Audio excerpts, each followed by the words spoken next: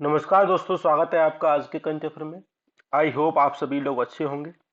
चलिए स्टार्ट करते हैं आज के कुछ महत्वपूर्ण जो हमारी न्यूज़ हैं, हमारे एग्जाम से संबंधित जो न्यूज़ हैं उनके बारे में बात करेंगे। पहला आर्टिकल है गूगल्स वर्ड से संबंधित। तो आपने आजकल के दिनों में ये न्यूज़ सुनी होगी कि चैट जो जीपीटी है, जो आर्टिफिशियल इंटेलिजेंस पे काम करता है, न्यूरो नेटवर्क पे काम करता है, वो गूगल को चैलेंज कर देगा या फिर गूगल की जो मोनोपोली है उसको खत्म कर देगा।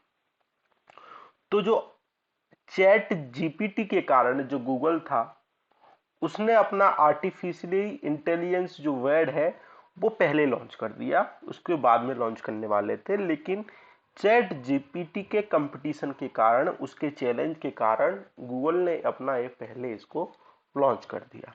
इतनी न्यूज है।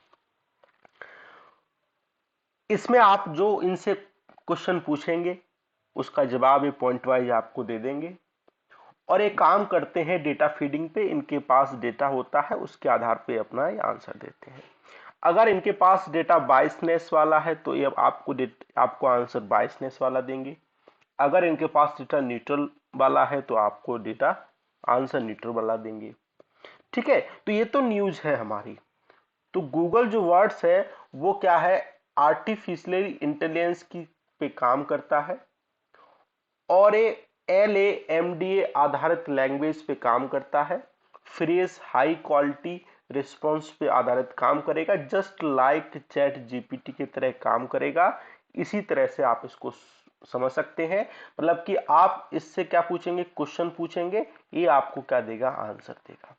ठीक है, और ये सारा जो काम हो रहा है वो किस पे हो रहा है, ट्रांसफॉर्मर टेक्नोलॉजी पे आधारित, जिसको 2017 में गूगल ने डेवलप किया सबसे पहले, और इसको ओपन सोर्स के रूप में 2017 में गूगल ने इसको पब्लिक कर दिया। ठीक है, जो कि न्यूरल नेटवर्क आर्किटेक्चर पे आधारित है, जो कि आपकी प्रिडिक्शन, जो कि आप इनपुट देते हैं उसके आधार पे आपको प्रिडिक्ट करके आपको डेटा देता है। ठीक है, इस बात को आप ध्यान रखेंगे। अब हमारे लिए महत्वपूर्ण है कि हम दोनों में अंतर समझें। तो सबसे पहली बात है, वर्ड में और चैट जीपीटी में अंतर समझते हैं। लैंग्वेज मॉडल की बात करेंगे तो आपको LAMD आधार पे वर्ड गूगल का है वो काम करता है, जबकि चैट जीपीटी GPT-3 लैंग्वेज पे काम करता है। सोर्स ऑफ इंफॉर्मेशन वर्ड में इंटरनेट है, और जबकि चैट जीपीटी में सोर्स ऑफ इंफॉर्मेशन क्या है, जब डेटा इसमें फीड किया जाता है। और जो इंफॉर्मेशन कट ऑफ है चैट जीपीटी में, वो 2021 तक का डेटा आपको चैट जीपीटी में होगा, और इसलिए आपको जो आंसर मिलेगा चैट जीपीटी में वो 2021 के डेटा के आधार पर आपको आंसर मिलेगा। ठीक है, जबकि जो वर्ड है इसमें कोई इस प्रकार का 2021 का डेटा कट ऑफ डेट नहीं है। इसमें अगर आप आंसर, अगर कोई घटना कल घटित हुई है तो आपको आंसर उसके बाद तुरंत मिल जाएगा। बात आ गई समझ में? तो इसका मतलब ये हुआ कि वर्ड की जो पोटेंशियल है चैट जीपीटी से अधिक है, इसकी एक्यूरेसी चैट जीपीटी से अधिक है, इस बात को ध्यान रखेंगे। इसकी वॉइसनेस चैट जीपीटी से अधिक है, और इसके जो एरर है वो चैट जीपीटी से अधिक होगा कि इसमें डेटा की कोई कट ऑफ डेट नहीं है। एक्सेस की बात करें तो चैट जीपीटी को हम अनलिमिटेड रूप से एक्सेस कर सकते हैं, जबकि इसको वर्ड को लिमिटेड रूप से एक्सेस कर सकते हैं। वॉइसनेस डेटा की, चाहे चैट जीपीटी की बात कर लो, चाहे फिर गूगल का वर्ड आर्टिफिशियल इंटेलिजेंस सिस्टम की बात कर लो, दोनों में डेटा की वाइटनेस रहती है। अगर ये महिलाओं के प्रति नेगेटिव डेटा इनपुट करेंगे तो वो नेगेटिव होगा, भारतीयों के प्रति नेगेटिव डेटा इनपुट करेंगे तो आपको रिजल्ट में नेगेटिव मिलेगा। वहाँ की प्रथाएं, कस्टम, कल्चर के बारे में नेगेटिव बातें फैलाएंगे तो आपको नेगेटिव डेटा मिलेगा। तो वो डिपेंड करता है कि डेटा इंटरनेट में जो इनपुट दिए जा रहे हैं किस प्रकार से हैं, क्या वो वॉइस इनपुट है या फिर क्या नेचुरल इनपुट है। इस आधार पर पता चलता है कि जो chat GPT word artificial intelligence जो सिस्टम है वो किस प्रकार से वर्ड सिस्टम को, किस प्रकार से वॉइसनेस को तय करते हैं। ठीक है, ये हमेशा इसकी लिमिटेशंस बनी रहती है, तो इस बात को आप समझेंगे। दूसरा, जम्मू कश्मीर में लिथियम के डिपॉजिट्स मिले हैं, इस बात को ध्यान रखेंगे। First time geological survey of India ने लिथियम के रिसोर्स जो एक्सप्लोरेशन एज है G3 5.9 मिलियन टन के सलाला हाई माना जो एरिया है डिस्ट्रिक्ट का, जम्मू कश्मीर डिस्ट्रिक्ट एक डिस्ट्रिक्ट है इसमें रायसी, उसका डिस्ट्रिक्ट का एरिया है सलाला हाई माना में, वहां पे आपको लिथियम के रिजर्व मिले हैं। काफी महत्वपूर्ण बात है, ठीक है, तो इस बात को समझेंगे। लिथियम को अक्सर हम व्हाइट गोल्ड के नाम से भी जानते हैं और एक पीरियोडिक टेबल में एल्कलाइन फर्स्ट के रूप में आप देख सकते हैं। नॉन फेरस मेटल है।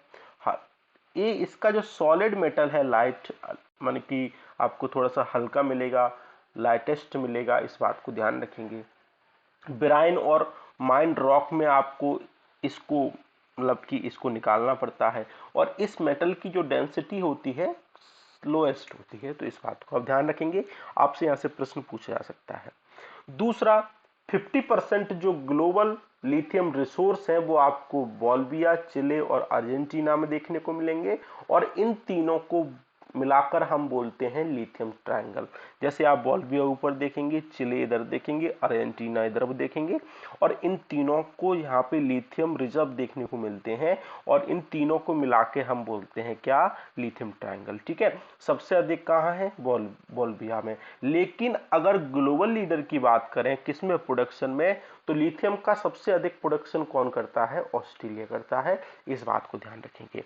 अभी भारत में जम्मू कश्मीर में लिथियम के रिजर्व देखने को मिले हैं, लेकिन फर्स्ट टाइम जो डिस्कवर किया गया था मारलागाला अल्ला पटना, जो कि कर्नाटका का मांड्या डिस्ट्रिक्ट का रीजन है, वहां पे लिथियम के रिजर्व देखने को मिले थे। आग्नेस रॉक में, जो कि आर्कियन रॉक होती हैं, वहां पे लिथियम के रिजर्व हमको देखने को मिले थे। ठीक है, तो इस बात को ध्यान रखेंगे। यहाँ से स्टेटमेंट बनाकर आपसे प्रश्न पूछा जा सकता है, तो काफी महत्वपूर्ण चीज है, चर्चा में है, चर्चा में लगातार रहता है, तो आपसे प्रश्न बन सकता है। ठीक है, ये बात ध्यान रखेंगे। दूसरा, जियोलॉजिकल सर्वे ऑफ इंडिया के बारे में बात कर लेते हैं।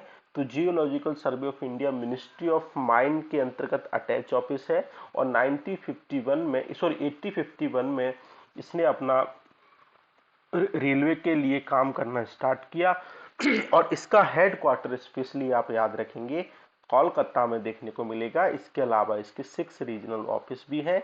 ये साइंटिफिक एजेंसी है, जियो साइंटिफिक एक्टिविटी के बारे में काम करती है, इस बात को ध्यान रखेंगे। स्टैट्यूटरी बॉडी नहीं है, हेडक्वार्टर आप स्पेशली याद रखेंगे, कोलकाता में आपको देखने को मिलेगा। ठीक है, चलो नेक्स्ट है शुगर केन के बारे में। तो शुगर केन में अक्टूबर 2022 से सितंबर 2023 तक करंट सीजन में शुगर केन के प्रोडक्शन में स्लाइटली लोअर देखने को मिला है लास्ट ईयर प्रोडक्शन की तुलना में। ठीक है, तो इसलिए चर्चा में था, हम इसको पढ़ लेते हैं। शुगर केन क्या है, शुगर केन क्रॉप क्या है, सेकेंड लार्जेस्ट इंडिया क्या है प्रोड्यूसर है आफ्टर ब्राजील के बाद।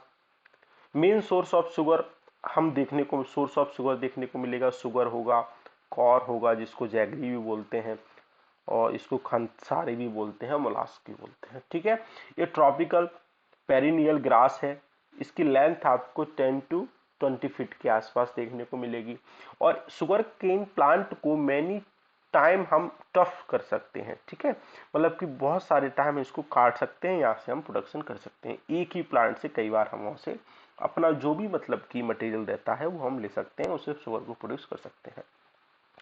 जो मॉडर्न डे की शुगर है वो इंडिया में प्रॉब्ली इंट्रोड्यूस किया गया था डचों के द्वारा और फर्स्ट शुगर मिल है वो बिहार में 1903 में बिहार में इंट्रोड्यूस की गई थी, पहली बार स्टार्ट की गई थी और इसके बाद उत्तर प्रदेश में 1904 में स्टार्ट की गई थी यूनिट की शुगर मिल की। ठीक है, तो इस बात को, इस डेटा को याद रखेंगे, यहाँ से प्रश्न बन सकता है। दूसरा, इसकी स्टेबल कंडीशन क्या होती हैं, इसकी जो मतलब की सुटेबल कंडीशन क्या रहती हैं, क्लाइमेटिकल कंडीशन क्या रहती हैं, कि कोई जब हम शुगर प्रोडक्शन करना चाहें तो किस प्रकार की क्लाइमेट कंडीशन होनी चाहिए। तो सबसे पहली बात है कि 21 से 27 डिग्री सेल्सियस के आसपास इसका हॉट एंड ह्यूमिड क्लाइमेट होना चाहिए। रेनफॉल 75 से 100 सेंटीमीटर के आसपास होना चाहिए। सॉइल टाइप लॉमी सॉइल होनी चाहिए और हमारे देश में जो शुगर प्रोड्यूसिंग जो स्टेट है, पहले नंबर पे उत्तर प्रदेश आएगा, दूसरे नंबर पे महाराष्ट्र, तीसरे नंबर पे कर्नाटका, फिर तमिलनाडु, फिर बिहार आपको देखने को मिलेगा। ठीक है, इस बात को ध्यान रखेंगे। और इसके अलावा इंडियन शुगर मिल एसोसिएशन हमारे देश में शुगर ऑर्गेनाइजेशन के संदर्भ में प्रीमियर ऑर्गेनाइजेशन है। गवर्नमेंट शुगर इंडस्ट्री प्राइवेट हो चाहे वो पब्लिक शुगर मिल्स हो, उनके इंटरफेस के बारे में काम करते हैं। ओल्डेस्ट इंडस्ट्रियस एसोसिएशन है इन कंट्री में।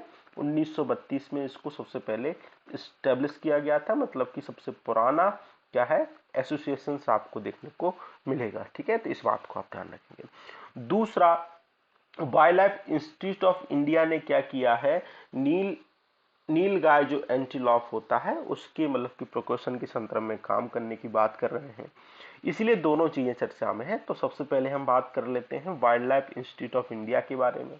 तो wild life institute of India क्या है, ministry of environment forest and climate change के अंतर्गत ऑटोनोमस इंस्टीट्यूशन है। इसको 1982 में स्टैब्लिश किया गया था और इसका जो हेड क्वार्टर देहरादून जो कि उत्तराखंड में आपको देखने को मिलेगा। ट्रेनिंग प्रोग्राम, एकेडमिक कोर्स और वाइल्ड लाइफ से संबंधित एडवाइजरी, रिसर्च, मैनेजमेंट के बारे में काम करते हैं। जब नीलगाय एंटीलॉप के बारे में बात करेंगे तो आपको ये देखने को मिलेगा, इस पिक्चर को आप देखेंगे। नीलगाय एंटीलॉप क्या है, लार्जेस्ट एशियन एंटीलॉप है और इंडिजीनियस है। नीलगाय को है इंडिजीनियस है, इंडियन सब कॉन्टिनेंट में देखने को मिलेगी, हिंदुआस में देखने को मिलेगी और इसका IUCN जो रेड लिस्ट में है वो आपको लिस्ट कंसर्न में देखने को मिलेगा। और वाइल्ड लाइफ प्रोटेक्शन एक्ट 1972 के शेड्यूल 3 में आपको देखने को मिलेगा। इसका मतलब है कि इसको प्रोटेक्शन लेवल कम मिला हुआ है। ठीक है, इस बात को ध्यान रखेंगे। दूसरा आर्टिकल है अल्टरनेटिव इन्वेस्टमेंट फंड के बारे में। तो NSE ने जो नेशनल स्टॉक एक्सचेंज है उन्होंने सब कैटेगरी लेवल पे बेंचमार्क जो निफ्टी से संबंधित अल्टरनेटिव इन्वेस्टमेंट फंड है उनके संदर्भ में कुछ मापदंड तय किए हैं, बेंचमार्क तय किए हैं। तो अल्टरनेटिव इन्वेस्टमेंट फंड क्या है, एक पूल्ड इन्वेस्टमेंट रहता है, एक व्हीकल है। इसमें आप इंडियन भी इन्वेस्टमेंट कर सकते हैं और फॉरेन लोग होते हैं वो भी इन्वेस्टमेंट कर सकते हैं। ठीक है, एक कोटा हो गया, एक पूल्ड हो गया जिसमें भारतीय लोग भी इन्वेस्ट कर पा रहे हैं और जो विदेशी लोग हैं वो भी इन्वेस्ट कर पा रहे हैं। अब इसमें क्या होता है, 3 कैटेगरी में हम देख सकते हैं alternative investment fund, category 1, category 2, category 3 में देखेंगे। कैटेगरी 1 में आप बात करेंगे तो आपको इन्वेस्टमेंट स्टार्टअप में होनी चाहिए, स्मॉल मीडियम इंटरप्राइजेस में होना चाहिए, कोई प्रोजेक्ट हो या फिर सोशली इकोनॉमिकली वायबल कोई प्रोजेक्ट है जिससे सामाजिक और आर्थिक हित तय होते हैं, तो इसको आप कैटेगरी 1 में तय करेंगे। दूसरा, कैटेगरी 1 में आप देखेंगे तो वेंचर कैपिटल फंड हो गया, इंफ्रास्ट्रक्चर फंड हो गया, एंजल फंड हो गया, सोशल वेंचर फंड हो गया। एंजल फंड का मतलब है कोई अगर स्टार्टअप है और आपके पास अगर पैसे हैं तो आप इस स्टार्टअप में पैसे लगा सकते हैं। ठीक है, इस बात को भी वेंचर कैपिटल फंड उसी से संबंधित आपको देखने को मिलेगा। दूसरा, कैटेगरी T2 की बात करें तो इसमें इक्विटी में इन्वेस्टमेंट और डेब्ट सिक्योरिटी में इन्वेस्टमेंट की बात आती है। प्राइवेट इक्विटी फंड, डेब्ट फंड और फंड ऑफ फंड इसमें कैटेगरी 2 में आते हैं। कैटेगरी 3 में शॉर्ट टर्म रिटर्न अचीव करने के लिए जो एम्प्लॉय होते हैं वो ट्रेडिंग स्ट्रेटजी तय करते हैं, हैज फंड रहते हैं, private investment, public equity fund. तो ये सारी बातें आपको कैटेगरी 3 में देखने को मिलेंगी। ठीक है, तो इस कैटेगरी को आप याद रखिएगा, यहाँ से प्रश्न बन सकता है। दूसरा, प्राइमरी एग्रीकल्चर क्रेडिट सोसाइटी चर्चा में है। सरकार ने इस बजट में कहा कि हम in primary agriculture credit society का क्या कर रहे हैं, कंप्यूटराइजेशन करना चाह रहे हैं ताकि नेक्स्ट 5 ईयर में इससे संबंधित जो भी लीकेज से संबंधित हमको निगेटिव चीजें देखने को मिलती हैं वो हम दूर कर सकें। तो प्राइमरी एग्रीकल्चर क्रेडिट सोसाइटी क्या है, विलेज लेवल पे काम करती है, कोऑपरेटिव क्रेडिट सोसाइटी है और एक टायर 3 लेवल पे कोऑपरेटिव क्रेडिट स्ट्रक्चर के रूप में काम करती हैं जिनको state government bank state level के द्वारा हेड किया जाता है। और इनकी जो वर्किंग जो कैपिटल होती है वो खुद का फंड रहता है, लोगों के द्वारा जो डिपॉजिट रहते हैं इनके द्वारा जो बोरिंग की जाती है और इनके फंड की जो अदर सोर्स रहते हैं इनके माध्यम से अपने कैपिटल को क्या करते हैं, ड्रॉ करते हैं। ठीक है, इसमें डिपॉजिट्स मेंबर और नॉन मेंबर के द्वारा भी किए जा सकते हैं और क्रेडिट ये अपना शेड्यूल कॉमर्शियल बैंक के द्वारा भी district central cooperative bank district level पे अपना ट्रांसफर कर सकते हैं। ठीक है, तो इस बात को ध्यान रखें। दूसरा, पीएसीएस क्या होती हैं, शॉर्ट टर्म लेंडिंग के बारे में काम करती हैं, जिसको हम क्रॉप लोन होता है उसके बारे में ये अपना लोन देती हैं, किसानों को लोन देती है। और एग्रीकल्चर जो अलाइड एक्टिविटी रहती है उनके संदर्भ में अपना लोन देती है। ठीक है, 7% इंटरेस्ट पे ये लोन देती है, लेकिन 3% सब्सिडी सेंटर के द्वारा दी जाती है, तो 2% सब्सिडी स्टेट गवर्नमेंट के द्वारा दे दी जाती है। तो जो इफेक्टिवली जो फार्मर को जो क्रॉप लोन मिलता है वो बहुत कम रेट 2% इंटरेस्ट पे मिलता है, ताकि उनकी जो इनपुट कॉस्ट है वो कम लेवल पे हमको देखने को मिले। ठीक है, इंडिविजुअल फार्मर आर मेंबर हो सकते हैं पीएसीएफ के। ठीक है, और मेंबर फीस इनकी बहुत ही कम लेवल पे आपको देखने को मिलेगी, इस बात को बस ध्यान रखेंगे, यहीं से प्रश्न बन सकता है। कोऑपरेटिव क्रेडिट, जो कोऑपरेटिव क्रेडिट इंस्टीट्यूशंस है, जैसे अभी हमने बात की, शॉर्ट टर्म की बात करेंगे तो शॉर्ट टर्म में आपको रूरल कोऑपरेटिव क्रेडिट इंस्टीट्यूशन की बात करेंगे, state cooperative bank, district central cooperative bank और प्राइमरी एग्रीकल्चर क्रेडिट सोसाइटी। तो आपको शॉर्ट टर्म स्ट्रक्चर देंगे, मतलब कि शॉर्ट टर्म का लोन उपलब्ध कराएंगे। जब हम लॉन्ग टर्म की बात करेंगे तो आपको state cooperative agriculture rural development bank और primary cooperative agriculture rural bank के बारे में बात करेंगे, और इधर आपको अर्बन कोऑपरेटिव बैंक आपको इधर देखने को मिलेंगे। ठीक है, तो इस स्ट्रक्चर को आप याद रखिएगा, यहां से प्रश्न बन सकता है। दूसरा, नॉर्ड स्ट्रीम चर्चा में है। जैसा कि आपको पता है कि नॉर्ड स्ट्रीम में रसिया के द्वारा जर्मनी में, मतलब कि यूरोप में पाइपलाइन के माध्यम से gas, under water gas Europe में भेजी जाती है, जो कि रसिया का एक शहर है वाइवक, और लुम्बिन एक जर्मनी का नॉर्थर्न ईस्टर्न में आपको सिटी देखने को मिलेगी, वहां पे नॉर्थ स्ट्रीम के द्वारा पाइपलाइन भेजी जाती है। और नॉर्थ स्ट्रीम 2 क्या है, ये भी एक रसिया के द्वारा, उस्तलुगा के द्वारा ग्रिप्सवाल्ड के तहत आपको ये गैस पाइपलाइन आपको देखने को मिलेगी, लेकिन रसिया यूक्रेन वार के कारण इसमें डिस्प्यूट देखने को मिला, इसलिए दोनों चीजें चर्चा में है, आप इस बात को ध्यान रखेंगे। और जो नॉर्ड स्ट्रीम है उसकी जो 1224 किलोमीटर लॉन्ग ये लाइन है, इसको 2011 में ऑपरेशनल किया गया था। ठीक है, इसलिए चर्चा में था, हमने इसको पढ़ लिया, तो आप इसको केवल याद रखेंगे, आपसे प्रश्न बन सकता है। दूसरा, 5th international marine protected area Congress की जो मीटिंग हुई वैंकूवर, जो कि कनाडा में एक आइलैंड है, वहां पे हुई। एक ग्लोबल फोरम है जो हमारे मरीन प्रोटेक्टेड एरिया है उनके संदर्भ में बात करते हैं, उनके प्रोटेक्शन की दिशा में काम करते हैं। और इन्होंने एक 30% ऑफ ग्लोबल एशियन बाय 2030 तक बात की, इसको मतलब 30x30 कैंपेन के नाम से जानते हैं। इसका मतलब ये है कि आपसे अगर पूछा जाएगा कि 30x30 कैंपेन किससे संबंधित है, तो आप बता देंगे मरीन प्रोटेक्टेड एरिया का प्रोटेक्शन से संबंधित है। ठीक है, इसको सपोर्ट किया गया Kunming Montreal global biodiversity framework, जिसकी थीम थी our ocean our future our responsibility, इसको एजेंडे के रूप में प्लेस किया गया। ठीक है, इस बात को ध्यान रखेंगे। दूसरा, इसको होस्ट किया जाता है जो होस्ट कंट्री रहता है उसके द्वारा, और एक IUCN और एक वाइडरनेस सोसाइटी है उनके द्वारा, मतलब कि कनाडियन पार्क एंड वाइडरनेस सोसाइटी उसके द्वारा, गवर्नमेंट ऑफ कनाडा और प्रोविंस ऑफ ब्रिटिश कोलंबिया के द्वारा आपस में होस्ट किया गया। Currently 7.65% ocean marine protected area के द्वारा कवर हुआ है, और इंडिया में भी कोस्टल मरीन प्रोटेक्टेड एरिया आपको देखने को मिलेंगे, जैसा कि आप देख पा रहे हैं। ये क्या है, मरीन प्रोटेक्टेड एरिया है, और इनको इस ग्लोबल फोरम के द्वारा क्या किया जाता है, प्रोटेक्ट करने का प्रयास किया जाता है।